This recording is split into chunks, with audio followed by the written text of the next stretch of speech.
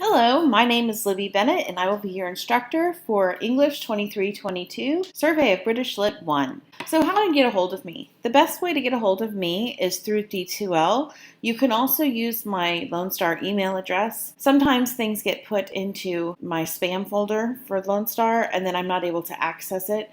So D2L is just the best way to get a hold of me. I check email Monday through Thursdays, and I will not be checking email on June 13th or July 4th. I also send updates out via Remind. So here's the information on how to sign up for Remind.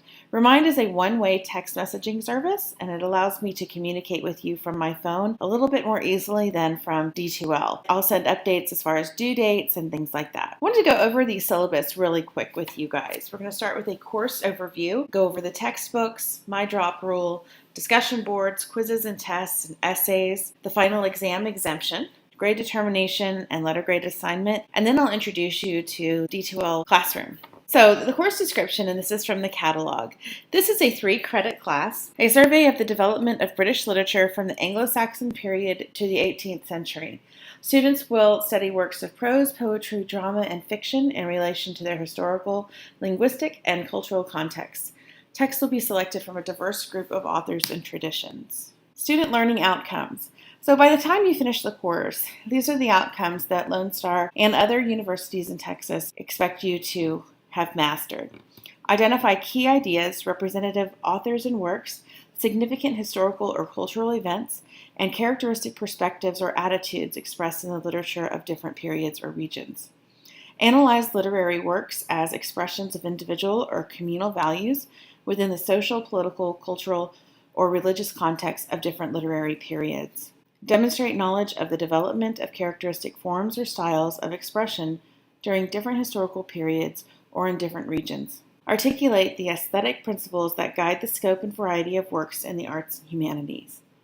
Write research-based critical papers about the assigned readings in clear and grammatically correct prose, using various critical approaches to literature. The textbook. If you look at the syllabus, there is a textbook that's required, and what it is it's actually 3 books. It's volumes A, B, and C, and each one is about anywhere from 1.5 inches to 2 inches thick.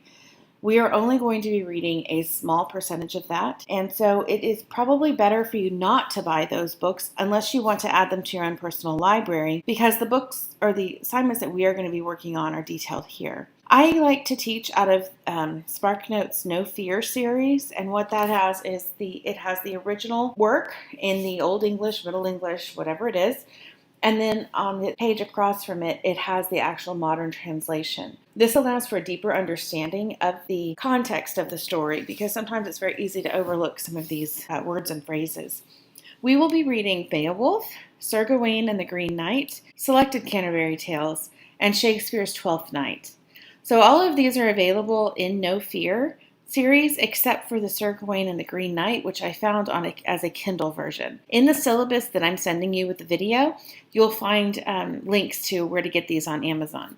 You can also get them at Half Price Books or Barnes & Noble, but I would like you to try to get the same versions I'm using, because it makes it easier when we actually go into the discussion boards and we're citing things. My drop rule. So this is in addition to the regular your choice of dropping a course. I will drop you from the course for the following reasons. You do not participate in 2 consecutive discussion boards, and you do not complete Essay 1 by the due date. So the discussion boards are how I find out that you're in class. So discussion boards, each week you'll have a discussion board, and I'll give you a prompt to start the conversation. You must respond to the initial prompt by Tuesday at 11:59 p.m. with 250 words at least. And then you need to respond to 2 classmates' posts by Friday at 11:59 p.m. Each of those posts needs to have a minimum of 125 words per post. So think of these discussion boards as miniature essays. So you want to include text evidence and a citation, and then also works cited entry at the bottom. Quizzes and tests. Periodic quizzes will be given during the semester. Generally, there's one quiz each week, and it will be more than just a reading comprehension quiz. They will usually be due on Sundays. Monday begins the week and Sunday ends the week for online classes. The only test will be the final exam, and I actually have an exemption policy for that. We'll get to that in a minute. Essays. You will write 2 essays in this course, and you'll have a choice of several topics. You can also choose your own topic, but you'll need to email me for approval of your thesis first. These essays will need to include primary evidence and evidence from outside sources through the library. These essays are 2 to 3 complete pages long, and you must submit them in D2L in MLA 8th edition format. When I say 2 to 3 pages, I mean that they should be all the way to the end of the second page with at least a line or 2 on the third to 3 pages. So these are not terribly long essays, but anything less than 2 pages will not be accepted. The final exam and exemption. Your final exam is a test, and I'll provide more information on it later in the semester. But basically, it follows the format of the weekly quizzes that you'll take, and the questions will come directly from those quizzes. This exam counts as a quizzes and tests for that category, but I've created a criteria that will allow you to exempt the final. If you have completed 100% of the course assignments and have a course average of 82.51 by Friday, July 6th, I will exempt you from the final exam. Late work. In a summer course, I cannot accept late work.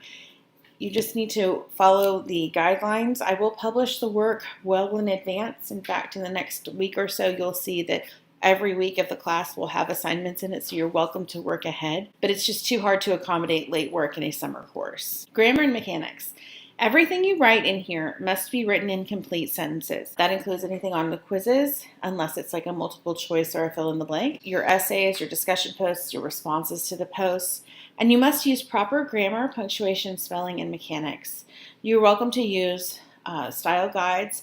You can go to Purdue Online Writing Lab or Purdue OWL for information on how to write. You can go to if you do a Google search for Grammar Girl and then whatever the topic is, you'll get guides on how to do all kinds of online writing and how to do all kinds of punctuation and word choice and all kinds of things. Also, as a Lone Star UP student, you have access to Grammarly Premium, and I've uploaded instructions as to how to do that in D2L Content Week 1. Your grade determination. 50% of your grade is based on the quality of your discussion boards. And the quizzes and tests make up 30%. The essays make up 20%. The letter grade assignment is basic. We are on a 4.0 scale. 90 to 100 is an A, 80 to 89 is a B, 70 to 79 is a C, 60 to 69 is a D. Anything 59 and below is an F. But remember, you need to aim to get at least an 82.51 to exempt the final. And if you want your class to transfer to a university, you need to have at least a 70. The withdrawal policy. So the withdrawal date is June 28th, 2018, and that's the last day that you would get a W on your transcripts. There are many reasons why dropping a course is better than getting an F.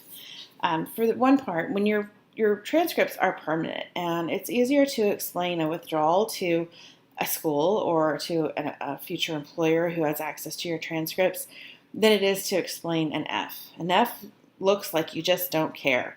And most students find that they come across something that requires them to withdraw, either a family situation or some type of job change or unexpected travel, things like that. We have the 6-drop rule in Texas, so make sure you're familiar with that. The full rule is actually in the course syllabus, and then I've also put it here. The tentative instructional outline. So the syllabus has a general outline of what we'll be doing, but D2L is much more reliable. I can alternate anytime throughout the semester, but when I do, I will let you know through the course announcements. So let's take a moment and look at D2L. Okay, so mine might look a little different from yours because I have the instructor view. But what you'll see when you sign in, D2L went through an update, so it's different than it used to be. When you go into content, you'll see different modules, so our table of contents. So I've organized them by week. So I've given the weeks and the dates. Whatever the date is, that's whatever week we're in. And then the assignments will be listed over here to the right. You'll also be able to see your grades by going to grades, and you'll be able to see feedback as well. And then you could go over here to grades. to see your grades. Right now, there's nothing in the grade book, and if I click on it, you'll just see a list of people in the course. Please let me know if you have any questions. Bye.